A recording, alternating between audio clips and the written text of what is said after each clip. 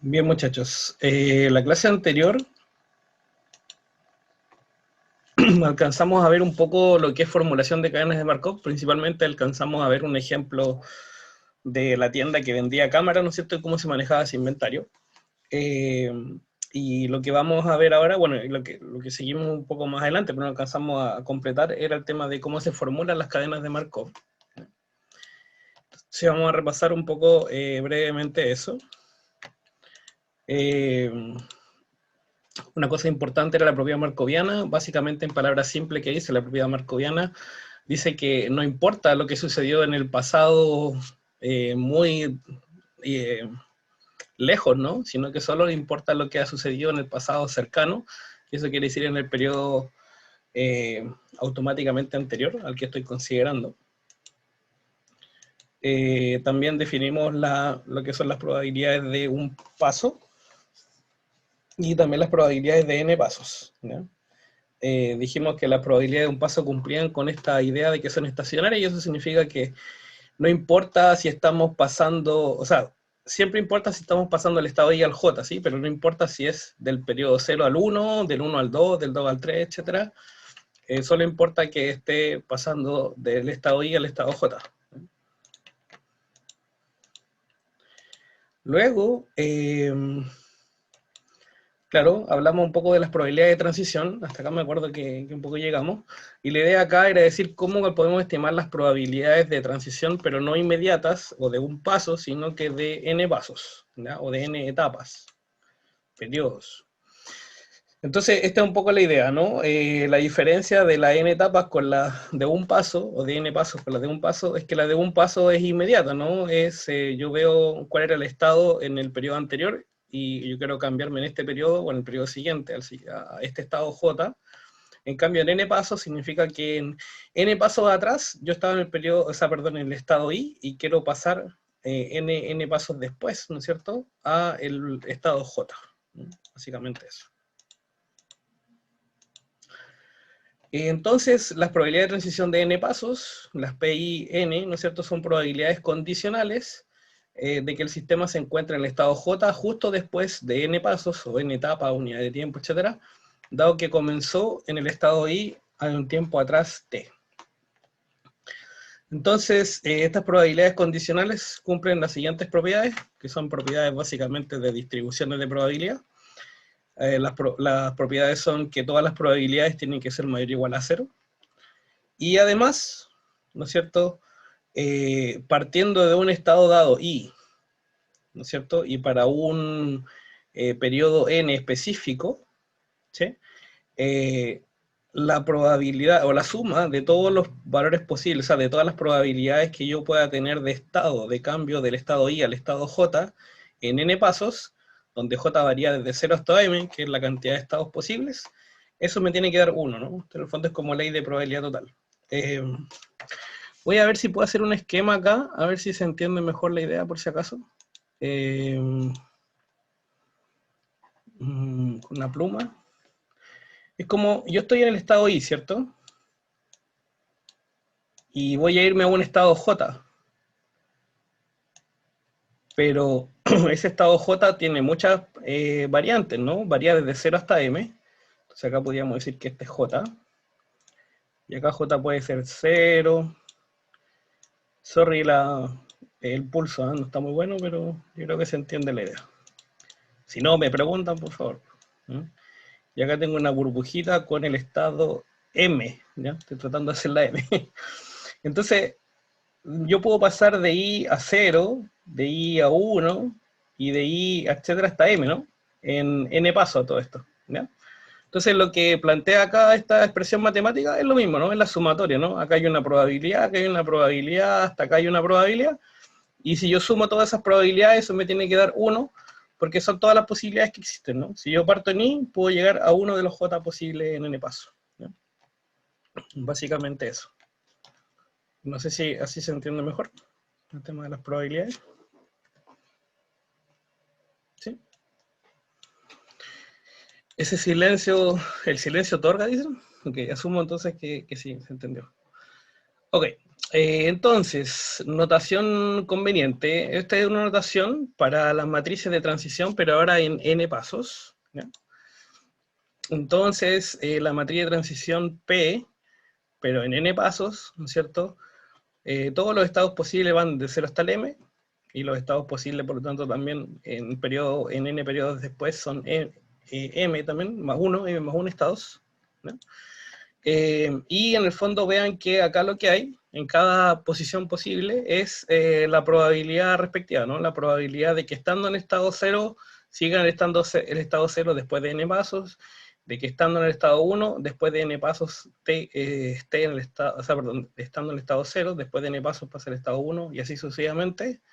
Eh, Cada fila respectiva representa uno de los estados posibles actuales, ¿no? Y en estas columnas son uno de los estados posibles en n pasos futuros. Entonces, la probabilidad de transición, como decíamos, de cada celda se refiere a la probabilidad de transición de n pasos, es decir, de pasar del estado en el renglón o la fila, como le quieran decir, ¿no es cierto?, de la celda respectiva al estado en la columna de la celda correspondiente. Y si n vale 1, esta matriz de transición de n pasos es simplemente la matriz de transición que conocemos, ¿no? Que es, y este superíndice no se escribe porque es la matriz elemental en cadenas de Markov. Entonces, las cadenas de Markov en tiempo discreto, que generalmente lo vamos a abreviar de esta forma, que vamos a estudiar en este capítulo, o sea, en el curso, se tendrán las siguientes propiedades. Un número finito de estados, o sea, significa que no tengo infinitos estados, sino que los estados yo los puedo contar con la mano, ¿sí? Y, o sea, bueno, o con varias manos, por así decirlo, pero en algún momento terminan, ¿no? Es finito. No es que esto llegue a infinito, ¿no? Siempre se pueden contabilizar. Y en general, los estados nunca van a ser más de 4 o 5, yo creo. 6, pongamos a mucho, pero no más allá de eso. En general, pueden haber excepciones, ¿no? También las probabilidades de transición son estacionarias, ¿no? Y según estas suposiciones, entonces, también esto es importante, ¿no? Este es un resultado importante que viene de estos autores, Chapman y Kolmogorov, que en el fondo demostraron que la matriz de transición de n pasos es exactamente equivalente a elevar la matriz de transición de un paso n veces, ¿ya? O sea, en el fondo es como multiplicar P por P por P por P por P por P, etcétera, n veces, te da el mismo resultado de la matriz de transición de n pasos. Y además vamos a suponer que conocemos la condición inicial del sistema o las probabilidades iniciales, entonces vamos a conocer las probabilidades de que x0 sea igual a y para todo y posible, que son los estados posibles del sistema inicialmente. Y esto es lo que llamamos nosotros el vector p a la 0, ¿no? Como el vector inicial. Entonces, si aplicamos el resultado de estos autores, Chapman, Kolmogorov, al problema de inventario, podemos ver que la matriz de transición de dos pasos es equivalente a multiplicar P por P, o P cuadrado. Entonces tomamos la matriz de transición P, la multiplicamos por esta, y nos da este resultado que está acá, ¿no? Ese resultado también lo pueden corroborar fácilmente en Excel, por ejemplo, utilizando la función mmult, que te multiplica dos matrices, ¿no? En el fondo. Entonces, si es que yo quisiera saber cuál es la distribución de probabilidad, dos periodos por delante, ¿no es cierto?, de la cantidad de cámaras en inventario, sería simplemente P0, que es la probabilidad inicial, multiplicado por P2, y nos da esto que está acá, y que es el mismo resultado que habíamos tenido antes, de otra forma, ¿no? Pero aquí estamos demostrando que efectivamente se puede lograr lo mismo, ¿no? Y entonces lo interesante es saber que ahora que nosotros tenemos P2, o la matriz de transición de dos pasos, ¿ya?, podemos calcular cualquier distribución de probabilidad P a la 2, ¿no es cierto?, dada cualquier condición inicial P0. Así que eso es importante. También esto lo podemos generalizar. Por ejemplo, pensemos ahora que nos interesa la matriz de transición de 4 pasos. Entonces esto sería P al cuadrado por P al cuadrado, que esto sería esta matriz, entonces multiplicado por esta, y eso nos da este resultado que está acá. Quiero que observen un fenómeno que se está dando, que lo vamos a generalizar más adelante, pero quiero que observen que las probabilidades, por ejemplo, acá está la probabilidad que el estado se encuentre en 0, ¿no? Que, o sea, que al final de la semana hayan 0 cámaras en inventario. Después que hayan 1, hayan 2, hayan 3, ¿cierto? Si uno empieza a mirar, por ejemplo, esto, ya partiendo del estado 0 o del estado 3, la probabilidad de llegar al estado 0 4 semanas después es prácticamente la misma, ¿no? 28,9%. Y acá es 28,2 y acá es 28,4. Lo que quiero que observen en el fondo es que como que se van pareciendo cada vez más las probabilidades, ¿no? ¿Y eso qué implica, o cuál es el resultado importante que se está logrando acá? Es que pareciera que bajo algunas características en particular hay cadenas de Markov que en el largo plazo tienden a comportarse de manera estable y las probabilidades en las cuales se van a encontrar el estado de cada, el estado o cada estado posible, digamos, del sistema, es incluso, podríamos decir, hasta independiente de la condición inicial, ¿ya? Entonces, lo que quiero que vayan observando un poco eso, que si uno revisa estas columnas, por ejemplo, la probabilidad del estado 0 está convergiendo como a 29%, lo mismo que la del estado 1, la del estado 2 está alrededor de 26%, y la del estado 3 está alrededor de 17%, ¿no? Entonces, uno puede ir observando más o menos que pareciera que en el largo plazo, esas son las probabilidades de que el inventario se encuentre con una cámara, 0 cámara, 2 o 3.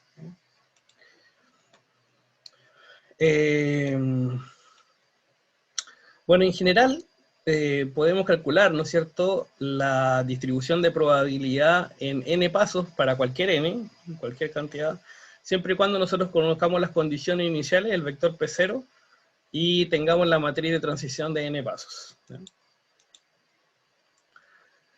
Entonces, bueno, aquí vamos a recordar algunos temas de probabilidades en el fondo.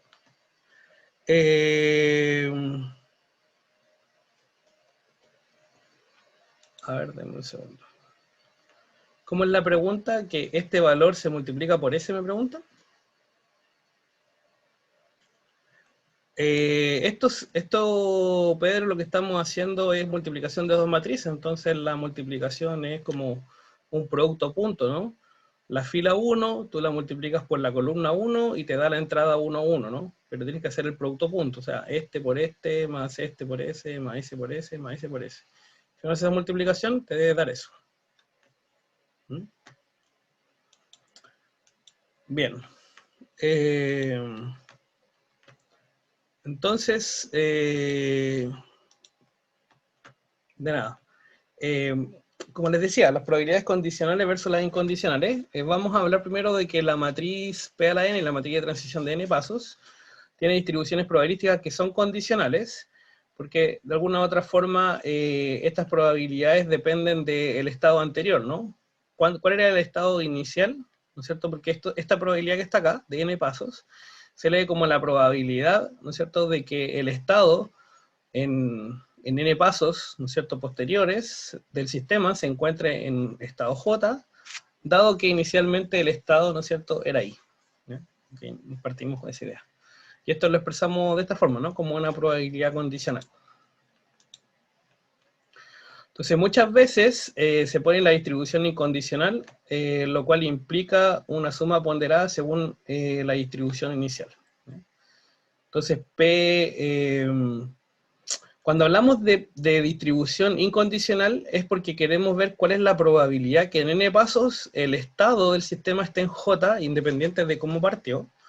Entonces esto se lee como la probabilidad de que xn valga j según la distribución inicial, ¿ya? La distribución inicial puede tener muchos valores posibles, ¿no? Entonces esto, digamos como probabilidades, se escribe de esta forma: la probabilidad de que xn sea igual a j.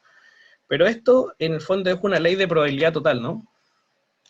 Porque, quiero escribirlo acá un poco, estamos recordando un poco de probabilidades. En el fondo, la probabilidad de que Si quieren xn es igual a j, puede depender de muchas condiciones iniciales posibles, ¿no? Entonces, en estricto rigor, lo que deberíamos hacer nosotros esto es escribirlo así. Quiero explicarle un poco la idea, la lógica probabilística de esto. Entonces, esto es la probabilidad que xn es igual a j, dado que x0 fue igual a i, ¿no es cierto? Pero ese i varía desde 0 hasta j por la probabilidad de que x0 sea igual a i. ¿Ya? Y esto, voy a borrar esta cosa aquí.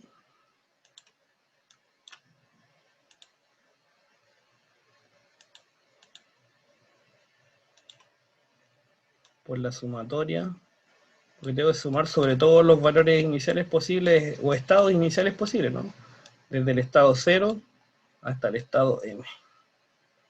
¿Ven? Entonces esto es esto, y eso es lo mismo que esto, si lo resumo, ¿no? Está acá arriba. ¿Se entiende eso? Aquí estoy aplicando la ley de probabilidad total. ¿Mm? Porque en el fondo, que yo me encuentre en el estado J, o el sistema se encuentre en el estado J en etapas después, ¿no es cierto? Va a depender de cuál es el estado inicial, pero ese estado inicial puede variar desde 0 hasta m, y todas esas probabilidades tienen que sumarse, ¿no? O sea, en el fondo, la suma de todos los estados posibles, estos son los que se conocen en probabilidades como eventos exhaustivos, ¿no? Que si yo lo uno todo, me da el espacio muestral completo. ¿Se entiende esa nomenclatura? Estamos recordando un poco de probabilidades. Sí, se entiende. Ya, excelente. Entonces, pasemos a la siguiente lámina. Oh, ¿qué pasó? Ahí sí. Bueno, esto tenemos escrito acá de esa manera, como manera desagregada, por así decirlo, y discreta, o sea, no discreta, pero elemental, como de un elemento. También lo podemos escribir en forma matricial.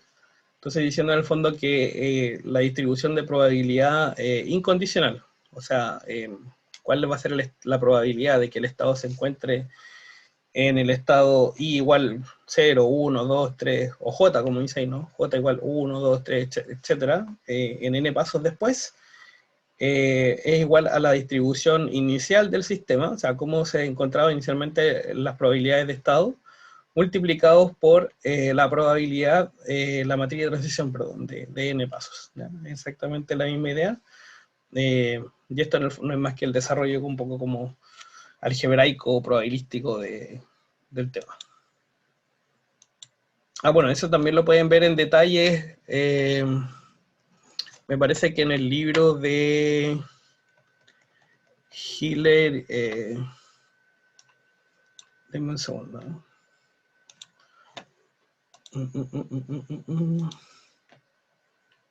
Me parece que...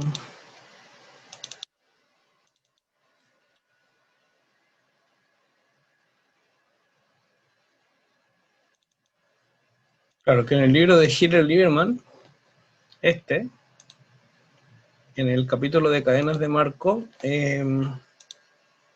efectivamente explica esto en un poco más de detalle.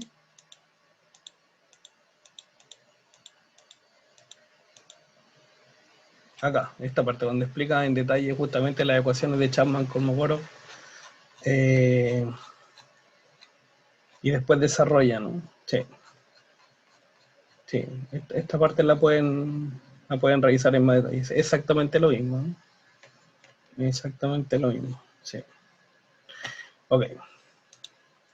Bueno, volviendo a la clase, las cadenas de Markov, ¿no es cierto?, se caracterizan por modelar estados de un sistema. Bueno, pero estos estados también pueden estar clasificados de una cierta manera, ¿no? Entonces vamos a ver cómo se pueden clasificar estos estados del sistema. Entonces vamos a decir que el estado J es accesible al estado I si la probabilidad de pasar de I a J en n pasos es mayor a 0. Si la probabilidad de pasar de I a J en n pasos es mayor a 0, entonces se dice que el estado J es accesible al estado I. En general, una condición suficiente para que todos los estados sean accesibles es que exista un valor n en cantidad de pasos, para que la probabilidad de esta PI de n pasos, ¿no es cierto?, sea mayor a 0 para todo I y J. Si eso es así, entonces todos los estados son accesibles. Bueno, vamos a ir viendo con un ejemplo un poco más en detalle estos conceptos. Entonces, si el estado J es accesible desde el estado I, y el estado I es accesible desde el estado J, se dice que estos estados I con J se comunican. Y en general, cosa importante acá a notar, es que cualquier estado se comunica consigo mismo, porque por ejemplo P y I en 0, que es la probabilidad, ¿no es cierto?, de que en 0 pasos, dado que estoy en I, llegue al estado I, eso es 1, es un evento seguro, así que cualquier estado siempre se comunica consigo mismo. Si el estado I se comunica con el estado J, entonces el estado J se comunican con el estado I. ¿Ya? Porque acuérdense que la accesibilidad es conmutativa, podríamos decirlo así, o es recíproca. Si el estado I se comunica con el estado J, y este estado, el J, ¿cierto?, se comunica con el estado K, entonces también podríamos decir que I se comunica con el estado K. Esas son propiedades, digamos, de las cadenas de Markov, y estas propiedades, la 1 y 2, siguen la definición de los estados que se comunican, mientras que la propiedad 3 es una derivación del resultado que veíamos antes de Chapman-Kolmogorov, ¿no? Y de la asociatividad de la multiplicación matricial. Entonces, como resultado de estas propiedades de comunicación, se pueden hacer también una partición del espacio de estados, o sea, todos los estados posibles que los puedo subdividir en clases ajenas, que eso significa que hayan ciertos estados posibles que pertenezcan a una clase y otros estados que no, ¿ya? Entonces dice que dos estados, por ejemplo, se comunican, pertenecen a una misma clase, ¿ya? Entonces, para que varios estados estén dentro de una misma clase, todos ellos se tienen que comunicar, si no, no. Y si hay un estado que no se comunica con nadie, entonces puede ser que una clase esté conformada con un solo estado. Y si es que existe una sola clase, o sea, cuando yo reviso la matriz de transición y digo, chuta, están todos comunicados, entonces todos los estados, como dice ahí, se comunican, se dice que la cadena de Markov es irreducible, ese es el concepto, ¿no? Como el ejemplo de inventario, que estaban todos los estados conectados con todos. También tenemos estados que pueden ser transitorios. ¿Qué significa un estado transitorio? Que si después de haber pasado por ese estado, el proceso nunca va a regresar a él, o sea, nunca vuelve a pasar. Por otra parte, también tenemos que si el estado I es transitorio, sí, solo sí existe un estado J, distinto de I, al cual yo puedo acceder desde el estado I, pero no viceversa, ¿ya? Entonces no están comunicados, por eso es transitorio, ¿no? Porque yo puedo llegar de I a J, pero de J no me puedo devolver ahí, ¿ya? Por otra parte, se dice que un estado es recurrente si después de haber entrado en el estado, el proceso definitivamente regresará a ese estado. O sea, va a decir que sí o sí existe alguna forma de devolverse hacia ese estado. Y por lo tanto, un estado es recurrente sí o sí, no es transitorio, ¿sí? Porque recuérdense que si es transitorio es porque yo paso por ahí, pero después no me voy a poder devolver a él. Y por último, un estado que es absorbente, por definición, es que después de haber entrado a ese estado, el proceso nunca sale de él. Entonces, la característica que se tiene de ese estado es que un estado I es absorbente, sí, solo sí, la probabilidad de estando en I llegar ahí es 1 en el fondo, ¿sí? O sea, tú nunca sales, entras a ese estado y nunca vas a poder salir. Vamos a ver un ejemplo para entender un poco estos conceptos. Este es un ejemplo del libro también, de Gilles Lieberman. Vean esta matriz que está acá, ¿sí? Y uno puede ver, por ejemplo, que el estado 2, que tenemos acá, ¿no es cierto?, claramente es un estado absorbente. ¿Por qué absorbente? Porque, claro, la suma de las filas siempre es 1 para todos, ¿cierto? Pero en particular hay un número 1 acá. ¿Y qué significa eso? Que significa que si yo estoy en el estado 2, ¿no es cierto?, entro a él, después hacia dónde me puedo comunicar o dónde puedo salir, ¿no es cierto?, siempre va a ser al 2, pues, no hay otra posibilidad, ¿cierto? Todo esto vale en 0. Por lo tanto, este estado es absorbente porque significa en el fondo que si entras a él, nunca vas a salir de él porque te quedas en un loop infinito, ¿no? Por otra parte, el estado 3, ¿no es cierto?, se dice que es transitorio. ¿Por qué? Porque una vez que uno pasa, se encuentra en él, existe una probabilidad positiva de nunca regresar. Claro, porque, por ejemplo, si estamos en el estado 3, yo tengo una probabilidad de irme al estado 2 o una probabilidad de mantenerme en el 3, ¿cierto? Pero si yo en algún momento salgo, ¿no es cierto?, hacia el estado 2, yo sé que el 2 es absorbente, por lo tanto nunca más voy a volver a estar en el 3. ¿Ya? Así que desde ese punto de vista, el estado 3 es transitorio. Otra cosa importante notar es que cuando el proceso deja el estado 4, ¿ya? Fíjense que estando en el estado 4 hay una probabilidad 1 de volver al 0. El estado nunca vuelve, claro, nunca volverá al 4 porque se queda en el 0. Y estando en el 0, tú solamente puedes moverte del 0 al 1. Y del 0 al 1, si te vas en el 0, te quedas en el 0, ¿cierto? Pero después también te puedes ir al 1, y en el 1 también o te vas al 0 o te vas al 1. ¿Sí? Entonces en el fondo acá como que se forma un loop o un como círculo vicioso un poco, ¿no? Si yo entro al estado 0 o al 1, me voy a quedar ahí siempre entre el 0 y el 1 moviéndome eternamente, ¿no? Entonces los estados 0 y 1 se dice que son estados recurrentes, ¿no? Si uno ingresa a ellos, se va a mantener ahí sucesivamente. Pero, por ejemplo, ¿por qué alguien puede decir, profe, pero por qué no es absorbente? No, pues no es absorbente porque yo estando en el 0 no necesariamente me quedo en el 0, también me puedo mover al 1. O yo estando en el 1 no necesariamente me quedo en el 1, también puedo irme al 0. Entonces son recurrentes, en cambio este es absorbente porque sí o sí, si entras ahí, no vas a salir nunca del 2. Entonces, como dice ahí, cuando el proceso se mueve de uno de estos estados al otro, siempre se regresa al estado original. ¿Cómo estamos en la hora? Estaba viendo la hora para no pasarme. Entonces, vamos a ver el concepto de periodicidad, ¿ya? Se dice que el periodo de un estado I se define como un entero, t, mayor a 1, si es que la probabilidad, ¿no es cierto?, de que estando en I, tú te vas al estado J en n pasos sea 0, o sea, como en el fondo es imposible pasar de I a J en n pasos, para todos los valores de n distintos de t, 2t, 3t, etcétera, o sea, los múltiplos de t, y t es el entero más grande con esta propiedad. Bueno, ¿qué es esto que está en chino? Van a decir ustedes. Bueno, básicamente, de manera más simple, podemos decir que un estado es periódico si partiendo desde este estado, solo es posible volver al mismo estado en un número de etapas que sea múltiplo de algún entero mayor a 1. O sea, por ejemplo, cada 2 etapas yo vuelvo al número, cada 3 etapas vuelvo al mismo estado, cada 4 etapas vuelvo al mismo estado, etcétera, ¿no? Que tiene que ser un múltiplo de un valor, múltiplos de 2, múltiplos de 3, múltiplos de 4, etcétera.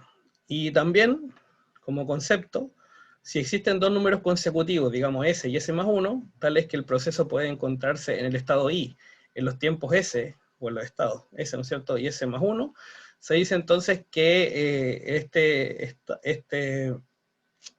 perdón, este proceso, ¿no es cierto?, tiene, para ese estado en particular, el estado I tiene periodo 1, y se llama periódico porque en el fondo tú sabes que al periodo siguiente va a volver al mismo estado, ¿no? Eso significa el concepto de aperiódico. Entonces, resumiendo un poco los conceptos, que sé que son hartos, ¿eh? Después lo pueden revisar el video, imagino, varias veces para comprenderlo, y también tienen el libro para leerlo. Pero resumiendo un poco la idea, la siguiente: una cadena de Markov de estado finito, como lo que vamos a estudiar, los estados recurrentes aperiódicos se llaman ergódicos. Así que yo encuentro estados que son recurrentes, o sea que vuelvo a ellos continuamente, ¿no es cierto?, y de un periodo, se llaman ergódicos. Y se dice que una cadena de Markov es ergódica si todos sus estados son ergódicos, ¿ya? Y eso es importante para algunas propiedades en particular relacionadas con algunos resultados, ¿no? De características en el largo plazo y cosas por el estilo que ahí en el libro pueden indagar un poco más. Vamos a ver entonces un ejemplo de periodicidad, ¿ya? Entonces dice, suponga que un jugador tiene $1 y que en cada jugada él gana $1 con probabilidad P o pierde $1 con probabilidad 1 menos P. Entonces estamos asumiendo que el jugador apuesta $1, ¿no? O sea, en el fondo tiene $1 y apuesta $1, y cada vez que apuesta puede ganar $1 con probabilidad P, o bien puede perder ese dólar que apostó, ¿no es cierto?, con probabilidad 1 menos P. El juego termina de dos formas. Si el jugador acumula $3, o sea, cuando llega a 3 se acaba el juego, o bien cuando el jugador quiebra. ¿Ya? ¿Qué significa quiebra? Que en el fondo que se queda sin dinero, ¿no? Se queda sin dólares. Este modelo es una cadena de Markov en la que los estados representan la fortuna del jugador y por lo tanto si parte con 1, ¿no es cierto?, puede pasar a 0 o a 2. Si llega a 0, pierde, se sale del juego. Si llega a 2, puede pasar a 3 o devolverse a 1, ¿cierto? Si pasa a 3, también gana y se retira del juego. Y si se vuelve a 1, puede volver a jugar. Esa es un poco la idea. Así que los estados posibles son 0, 1, 2 o 3. Y eso matricialmente, la matriz de transición de estado lo podíamos representar así. Los estados pueden ser 0, 1, 2, 3, 0, 1, 2, 3. Y como el estado 0 y el estado 3 son estados finales, vale decir el jugador termina el juego, entonces se dice que son absorbentes, ¿no? Cuando tú llegas a 0, de alguna forma termina el juego, porque este es un estado absorbente, tú perdiste, no vas a volver a apostar. O bien si ganaste 3, también es un estado absorbente, así que si llegas al 3, siempre te vas a mantener en el 3, ¿no? Los estados intermedios son el 1 y el 2. Entonces, si yo tengo $1 y yo lo apuesto, puedo quedarme en 0, y para que eso pase tengo que perder, y yo pierdo con probabilidad 1 menos P. Pero también si tengo $1 y lo apuesto, puedo ganar, y si es así, entonces me quedo con $2, y eso ocurre con probabilidad P. También si tengo 2, puedo apostar uno de los dólares, ¿no es cierto?, y perder, con lo cual pasaría a un estado 1, ¿no es cierto?, y eso ocurre con probabilidad 1 menos P. O bien puedo apostar $1, ¿no es cierto?, y ganar, con lo cual llegaría a 3, y eso ocurre con probabilidad P. Entonces lo que uno puede observar acá es que al comenzar, estando en el estado 1, porque tú dispones de $1, ¿cierto?, es posible que el proceso entre al estado 1 solo en los tiempos 2, 4, etcétera, ¿no? O sea, en el fondo, si tú tienes 1 y ganas, ¿no es cierto?, te quedas con 2. Y podrías volverte el 1 si es que después en la jugada siguiente pierdes, ¿no? Entonces puedes volver al estado 1 en el 2 o en el 4, o etcétera, ¿no? O sea, en el fondo esa es un poco la lógica que tiene acá. Entonces, en el fondo, como son múltiplos de 2, decimos que este estado en particular, el estado 1, es un estado que tiene periodo 2. ¿Sí? Una cosa importante es que, al igual como dice aquí que la recurrencia es una propiedad de clase, se puede demostrar que la periodicidad también es una propiedad de clase. ¿Qué significa eso? Que todos los estados que tienen una clase cumplen con la misma recurrencia y cumplen con la misma periodicidad, ¿no? Entonces, si el estado I de una clase tiene periodo T, entonces todos los estados en esa clase tienen periodo T. Para este ejemplo, uno podría ver que las clases son estas. Por ejemplo, el 0 no se comunica con nadie, ¿cierto? Es un estado absorbente, así que forma una sola clase. Lo mismo que pasa con el 3. El 3 es un estado absorbente, también entonces forma su propia clase, pero el 1 y el 2 sí se comunican, y de vuelta. Yo del 1 puedo pasar al 2 y del 2 puedo pasar al 1, sin problema. Así que estos dos elementos forman una sola clase, la clase 1, 2, ¿ya? Y como decíamos recién que el estado 1 tenía periodicidad 2, el estado 2 también tiene periodo o periodicidad 2 por estar dentro de la misma clase que el estado 1. Eso. Estamos bien todavía con el tiempo. Ha sido densa un poco hasta ahí el tema. Doy un poco de tiempo para ver si tienen alguna duda, algo, quieren masticar algún concepto. Profe, a mí no me quedó claro eso de las clases, de lo último que dijo, sobre cómo ver si era 0, 1, 2 o 3 de los estados. Ah, claro. Mira, las clases básicamente tienen que ver porque tienen que sí o sí los elementos que están dentro de una clase estar comunicados para que, tú puedas pertenecer, o sea, o varios estados puedan pertenecer a la misma clase y tienen que estar comunicados. ¿Y qué significa comunicados? Que si, por ejemplo, está dentro de esa clase el estado I y el estado J, yo puedo ir de I hasta J o acceder, o sea, ser accesible, ¿no es cierto?, de I a J, como también puede ser accesible el estado I desde el J, o sea, del J yo puedo volverme al I o del I puedo ir al J, digamos. ¿Sí? Básicamente tienen que estar comunicados, ¿no? Como este concepto que se comenta aquí en el libro, ¿no? Entonces, para que formen una clase, los elementos dentro tienen que estar comunicados. Esa es la característica. Por ejemplo, déjame ver una matriz anterior. Por ejemplo, en este caso, el 0 y el 1 están comunicados, ¿cierto? Porque si yo estoy en 0, puedo ir al 1, o puedo quedarme en 0, y si yo estoy en el 1 también, ¿no es cierto? Puedo volverme al 0 o puedo quedarme en el 1, ¿sí? Entonces, claramente el 0 y el 1 forman una clase porque están comunicados. El 2, por ejemplo, forma su clase propia también porque es absorbente y no está comunicado con nadie, ¿ya? Por ejemplo, en el caso del 3, de este estado, el 3 puede pasar al 2, ¿ya? Pero el 2 no se puede pasar al 3, ¿cierto?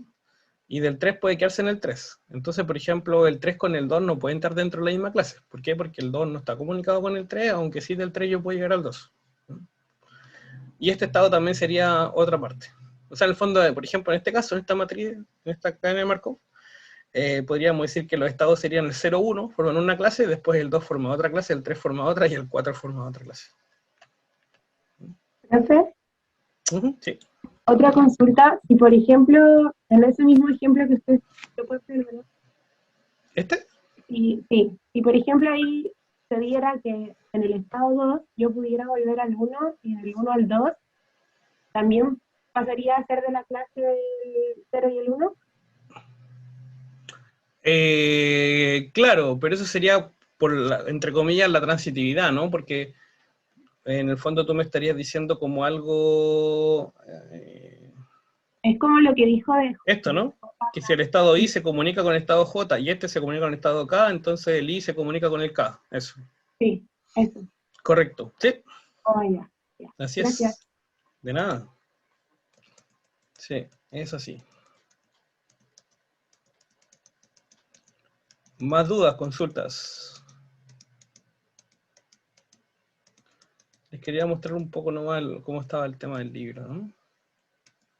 Para que lo tuvieran presente en el estudio. Claro, ahora vamos a entrar a ver esta parte, la sección 16.5. ¿no? Y acá básicamente van a encontrar casi los mismos ejemplos que hemos hablado recién. En los apuntes, ¿no? Porque el apunte está muy hecho de la mano de este libro, digamos, está basado netamente. Así como el primer apunte del capítulo, el del Metaheurística, estaba muy basado en Taja, esto es muy basado de aquí, de Hill y Lieberman, ¿no? Y lo de teoría Colas también, yo creo que va a estar bien basado en este texto. Ok, entonces, vamos a las probabilidades a largo plazo, ¿ya? Entonces, ¿cuál es un poco la idea de esto? La idea de esto es ver si es que nosotros somos capaces, ¿no es cierto?, en el largo plazo o dentro de un determinado tiempo, ahí definimos qué es lo que es largo plazo, ver una cierta estabilidad del sistema. ¿Qué significa eso?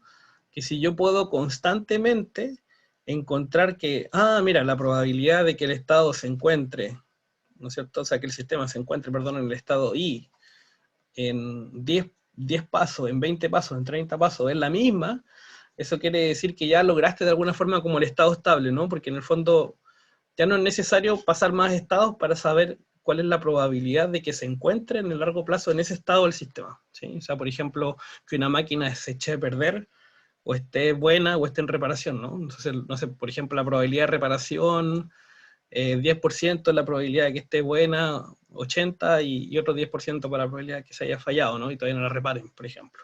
¿Mm? Pero la idea entonces es esa, ¿no? Como que yo tratar de que en largo plazo yo pudiese estipular o estimar en qué estado se va a encontrar mi sistema, o mi proceso, como la quieran llamar, a partir de una estimación de probabilidades, ¿no? La estimación de probabilidades me va a decir entonces qué tan probable es que el sistema se encuentre en un estado u otro. Entonces, para partir un poco como motivación esta parte, volvamos al ejemplo de inventario y vamos a calcular la matriz de transición de 8 pasos. ¿Ya? Yo algo le introduje recién en todo caso de este ejemplo. Entonces, la matriz de 8 pasos, de transición de 8 pasos, sería multiplicar la matriz de transición de 4 pasos por sí misma, ¿no es cierto? Ahí tenemos P a la 8, y nos da esto que está acá. ¿Qué se puede observar acá? Bueno, claramente todos los elementos de la primera columna es 28,6%, todos los elementos de la segunda columna 28,5%, todos los elementos de la tercera 26,4%, todos los elementos de la cuarta columna, que sería el estado 3, 16,6%. ¿Qué significa eso? Que ya llegamos a un punto que independiente del estado inicial o el estado anterior, las probabilidades de que se encuentre el inventario con 3 cámaras, con 2 cámaras, con una cámara o ninguna, son estables en el tiempo, ¿ya? O sea, se van a mantener así. Entonces quiere decir que para este caso, o sea, esta matriz cumplía ciertas características, ¿no es cierto? En particular lo que es ergódica, una cadena de Markov ergódica, tiene una propiedad de largo plazo, ¿sí? Y como tiene propiedades de largo plazo, entonces significa que yo soy capaz en el largo plazo de poder estimar cuánto es la probabilidad de que el inventario se encuentre con tantos niveles de cámaras, independientes de todo lo que haya pasado anteriormente, ¿no? Incluso cuál es la condición inicial del sistema, si partió esto con 3 cámaras el inventario, o con 2 cámaras la semana 0, o con una cámara la semana 0, etc. Entonces esa es un poco la idea. Entonces ustedes se van a encontrar en ese momento con estas matrices de transición, que en el fondo van a tener todas las columnas, o sea, los elementos de una misma columna todos iguales, porque estamos viendo que en el fondo, independiente de que en el estado 0, o sea, inicialmente parta con 0, 1, 2 o 3 cámaras, ¿ya? Las probabilidades de que se encuentre con 0, 1, 2, 3 cámaras no dependen en ningún caso del estado inicial, ¿ya? Son iguales. Entonces, eso se resume acá un poco, ¿no? Que las filas o los renglones, no sé cómo le quieran llamar, sean iguales, significa que la probabilidad de estar en estado J después de 8 semanas es independiente del nivel de inventario inicial con el que partió el problema. Entonces, para una cadena de Markov que es irreducible y ergódica, que hablamos un poco antes, en la que el límite cuando la cantidad de etapas o estados tiende a infinito, para esa probabilidad de pasar de I a J en n pasos, existe y es independiente de la condición inicial, entonces pasa esto, ¿no? Que en el fondo podemos decir que este límite en el fondo se transforma en esto, porque ya no depende del estado inicial I. O bien, si lo queremos escribir sin tanto álgebra, digamos, de límite, sino que lo queremos escribir más como una probabilidad, sería esto efectivamente, ¿no? Como que la probabilidad de pasar de I a J en el largo plazo, podríamos decir así, ¿cierto? En muchas etapas, en infinitas etapas, es simplemente la probabilidad de J, o sea, no depende inicialmente de I, ¿ya? Y lo que hace entonces es que nuestra probabilidad, que inicialmente la entendíamos como una probabilidad condicional, porque eso de, ¿no es cierto?, una matriz de transición es una probabilidad condicional, porque yo quiero saber cuánto es la probabilidad de que la próxima semana me queden 2 cámaras, dado que en la actual tengo 3 cámaras, por ejemplo, ¿sí? Es una probabilidad condicional al estado actual. Pero ahora llegamos a algo que son probabilidades incondicionales, porque en el largo plazo no va a depender de lo que pasó la semana anterior, sino que incluso no va a depender de las condiciones iniciales, ¿ya? Entonces, pero solo en ciertos sistemas ocurre, no en todos, ¿ya? Entonces por eso es importante que sea una cadena de Markov de este estilo, ¿no? Que sea irreducible y que sea ergódica, y eso tiene que ver con las definiciones anteriores que dimos en la clase. Y estos límites, ¿no es cierto?, que los denotamos así como probabilidad J de infinito, se llaman probabilidades de estado estable, ¿ya? Y acá vamos a introducir el símbolo Pi sub J, ¿ya? El cual va a representar estas probabilidades de estado estable para casos de matrices irreducibles y ergódicas. Entonces Pi sub J en el fondo es esto, ¿no? Es la probabilidad de largo plazo de pasar del estado I al J en n pasos, que se transforma en infinito, que al final es el mismo término. Claro, pero en general lo vamos a llamar Pi sub J esto. Y enfocándonos en cadenas que sí tienen un estado estable, se pueden encontrar resolviendo el siguiente sistema de ecuaciones. Claro, que hay cadenas de Markov que no tienen estado estable, entonces ahí ese sistema no tiene solución. Pero en general, para resolver este sistema de ecuaciones y encontrar las probabilidades de largo plazo, la probabilidad de estado estable o estado estacionario, lo que tenemos que resolver es este problema, ¿no? Es pi traspuesto, como este vector que está acá, pi 0, pi 1, etcétera, hasta pi m. Recuérdense que los estados son m más 1, desde el estado 0 al estado m, multiplicado por la matriz de transición P, ¿no es cierto?, igual a pi traspuesto, como vector. Y además, como estas probabilidades son probabilidades, una de las leyes fundamentales, ¿cierto? Indica que la suma de todas esas probabilidades tiene que ser 1. Ojo, sí, porque este sistema es un sistema LD. ¿Qué significa LD? No sé si alguno de ustedes recuerda álgebra lineal, pero LD significaba un sistema que fuera linealmente dependiente, y eso significa que había alguna ecuación que se agregaba al sistema de ecuaciones que era innecesaria, ¿no? O redundante en el sistema de ecuaciones. Entonces, ¿y eso básicamente por qué pasa? Porque fíjense que cuando yo hago esta multiplicación, o veo esto, el tamaño de ecuaciones que se van a formar son m más 1, ¿no? Porque son m más 1 estados posibles, ¿sí? Pero ojo que también son m más 1 variables, ¿sí? Y si tengo m más 1 ecuaciones, y aquí le agrego una ecuación más, que serían m más 2, voy a tener un sistema que tiene m más 2 ecuaciones, pero m más 1 variables, ¿sí? Entonces es un sistema LD, ¿ya? Entonces, bueno, hay que tener ojo nomás ahí cómo uno define o cómo deduce cuál es el ¿cómo se llama esto? Si hay alguna ecuación que es redundante o no. ¿Mm? Una forma fácil de hacerlo, cuando ustedes escriben un sistema de ecuaciones, por ejemplo, si lo hacen en Excel, ustedes tienen que calcular el determinante de la matriz A. Si ese determinante de la matriz A que tiene los coeficientes de que va a resolver la ecuación que ustedes quieren, si ese determinante distinto a 0, está bien, ¿no? Quiere decir que tiene solución. Pero si ese determinante es 0, quiere decir que esa matriz es LD, entonces eligieron mal las ecuaciones, ¿no? Es un truco rápido para ver eso. Bueno, acá se explica un poco lo que le acabo de decir. Son m más 2 ecuaciones con m más 1 incógnitas, ¿ya? Entonces hay una ecuación que es redundante. Volviendo al sistema de inventarios, ¿ya? Esto se puede expresar de esta forma. Y esto nos quedaría así, ¿ya? O sea, en el fondo, ¿qué es lo que se hace? Acuérdense que un vector de pi traspuesto se multiplica por la matriz de transición, ¿cierto? La matriz de un paso.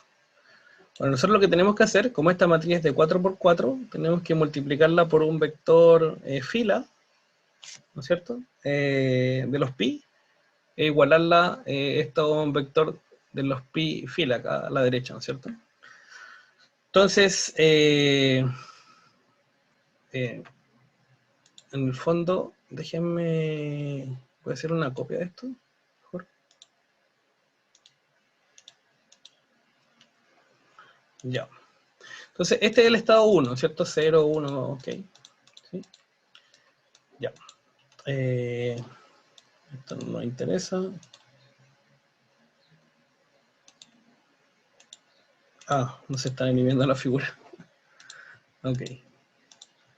O sea, las imágenes que hice, las rayas que hice. Chuta. Ya, ahí sí. Que también lo eliminamos, esto también, no nos interesa. Ok, entonces, ¿qué es lo que quiero ilustrar un poco acá? Que nosotros tenemos un vector pi, que acá lo podemos escribir,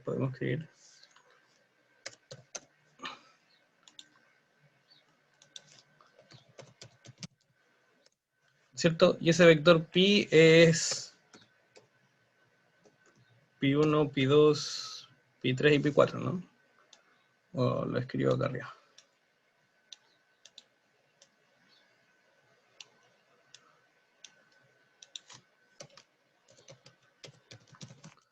Oh, me equivoqué, perdón, escribí. Ya. Entonces, acá nosotros vamos a colocar esos resultados. Ese es mi vector. Ah, pero ese es pi traspuesto, ¿no? Dijimos que le íbamos a decir que era pi traspuesto. Bueno. Pero en el fondo, ¿qué es lo que quiero explicar? Ustedes tienen acá este vector, imagínense que lo van a multiplicar por esta matriz, ¿no es cierto? Y lo van a igualar a este mismo vector que está acá. Entonces van a tener 4 ecuaciones con 4 incógnitas, ¿cierto? Entonces, ¿qué les va a quedar? Les va a quedar pi1, perdón, aquí puse pi1, 2, 3 y 4, no, pues en realidad los estados de esta cadena de Markov son 0, 1, 2 y 3, ¿cierto? Entonces aquí debería ser pi0, pi1, hasta el 3. Eso. Ya, entonces, si uno multiplica esto por esto, fíjense que les va a quedar, en el fondo, todo esto, multiplicado, a ver, déjenme ver, esto se puede, es para hacerle un poco la imagen nomás, para que se hagan una idea. Sí. Ya.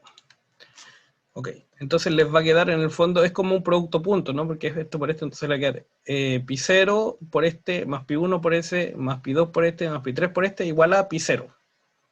¿Sí? Entonces después ustedes tienen que armar un sistema de ecuaciones, no sé si lo logran ver, pero yo acá voy a escribir esta misma matriz, ¿ya?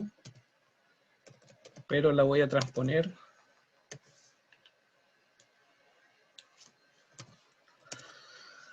¿Ya? ¿Por qué? Porque en el fondo le quiero explicar lo siguiente. Acá nos va a quedar pi 0 por este, igual a pi 0, después ese yo le tengo que restar 1, o sea,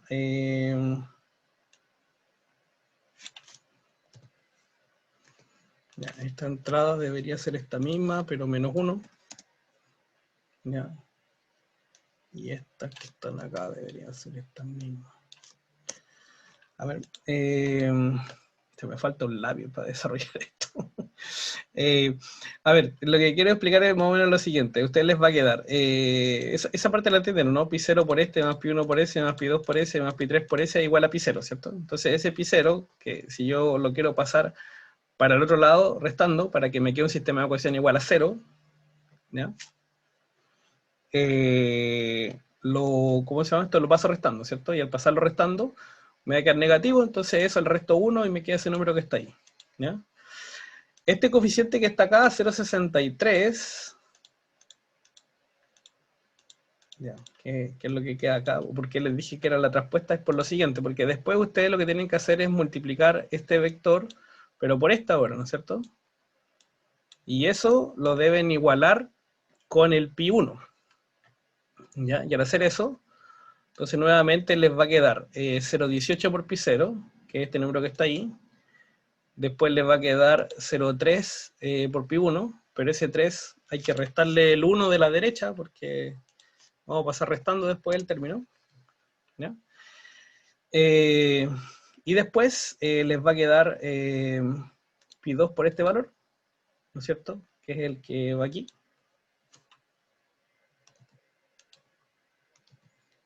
Y este va acá.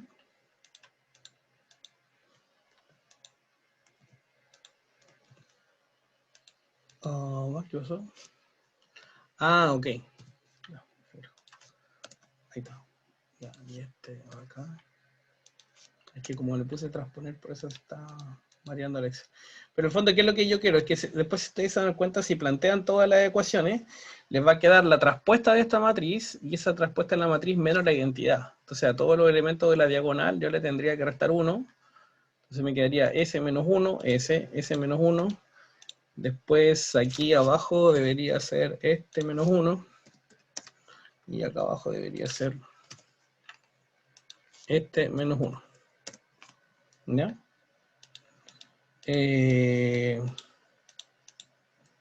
Ya, y esto, por ejemplo,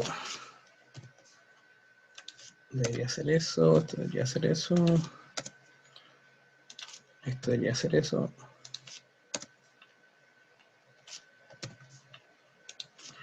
Yo lo que quiero que se imaginen, volviendo un poco al álgebra, es que se imaginen esto, ¿no? Que estamos resolviendo un sistema de la forma A por X igual a B, ¿no? Pero en este caso el B sería 0, ¿ya? Básicamente porque los términos del lado derecho, como son variables, porque es pi 0, pi 1, pi 2, yo lo estoy pasando al lado izquierdo, y van a quedar todos iguales a 0, pero salvo una ecuación, que acuérdense que a esto hay que agregarle que la suma de los pi sub i, ¿cierto? Tiene que ser 1, ¿ya? Entonces por eso quería explicarle que todas estas que están acá, esta matriz que les va a quedar acá es una matriz LD, de hecho se los puedo demostrar, porque yo podría calcular, por ejemplo, el determinante de esa matriz, ¿ya? el determinante m de term de esto, y no existe. Bueno, ok, entonces, perdón, no, es que nos faltó ese, debería ser 0. Bueno, para todo efecto práctico, 2,44 por 10 a la menos 17 es 0, ¿no? Entonces ese determinante es 0, así que este sistema no tiene solución. Entonces lo que yo les digo es que aquí nos falta agregar una ecuación a este sistema de ecuaciones, que sería un pi0, un pi1, un pi2, un pi3 igual a 1, ¿no es cierto? Eso. Entonces todas estas ecuaciones van a quedar igual a 0, salvo la última que va a quedar igual a 1.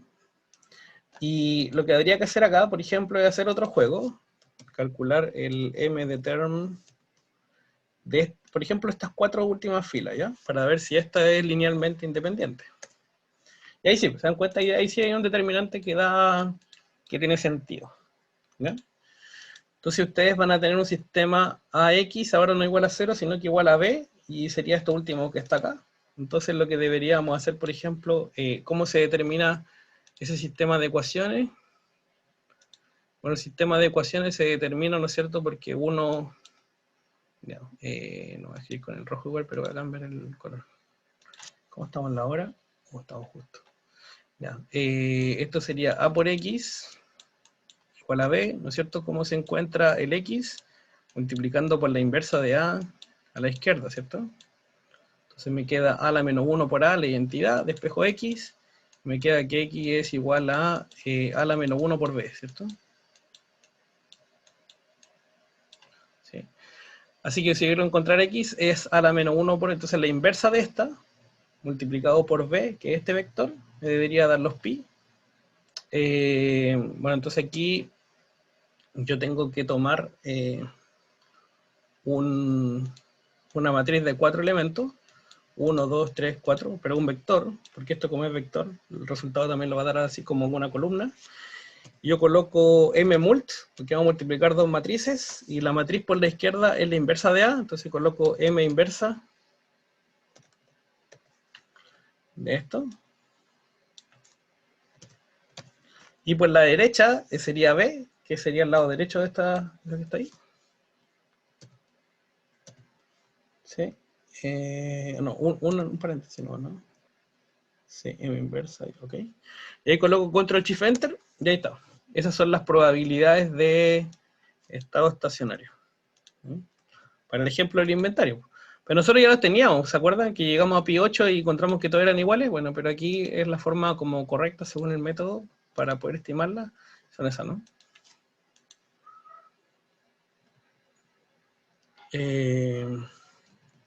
Eso, ¿ya? Ahí está. Pi 0, 28,6, 28,5%, 26,3 y 16,6.